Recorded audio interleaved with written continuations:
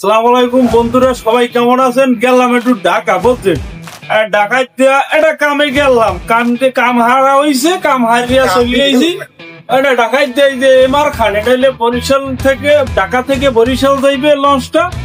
তো চমৎকার একটা লঞ্চ, নতুন নতুন বানাইছে, কেবল নামাইয়ে কাটাম কোটাম কিন্তু ভালো। এটা মনে এটা যে ভিডিও দেখতেছেন, ভিউতে দেখে বুঝবেন যে লঞ্চটার কাটামটা ভালো, গেট আপটাও ভালো।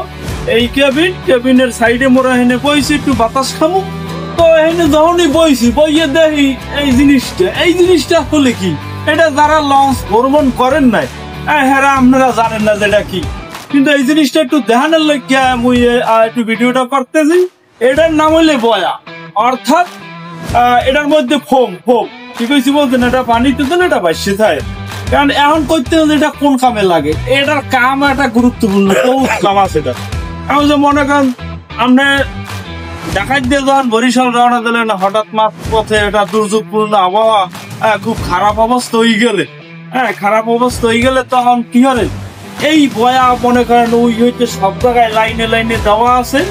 অবস্থা যদি বেতাল ঠেহে, যদি লঞ্চ খেলাধুলা শুরু করে দেয়, মানে কোনো কায়দা যদি কাজ দিয়েই হেলায়, তখন আপনি এটা খুঁজবেন, বুঝছেন? এটা লাভ দেবেন, সঙ্গে 2-3 জন থাকলে এটাই 2-3 জন সেট করতে পারে। এইটা হইলে হেই বয়া, কি কইছি বলছেন? এটা লঞ্চটা এমআর খান লঞ্চ, এটা দেখা গেছে প্রায় 150 মিটার লম্বা, আর ডেকোরেশন হাই, নতুন গেট আপ। আপনি আইলে এটা খুব মানে রোমাঞ্চকর একটা ফ্লেভার পাইবেন, যেটা আর কোনো লঞ্চে এখন পর্যন্ত পাই নাই। আজকে এই লঞ্চটাই উঠতে পাইছি সেটা। তো যাই হোক, লঞ্চ কোম্পানিকে ধন্যবাদ।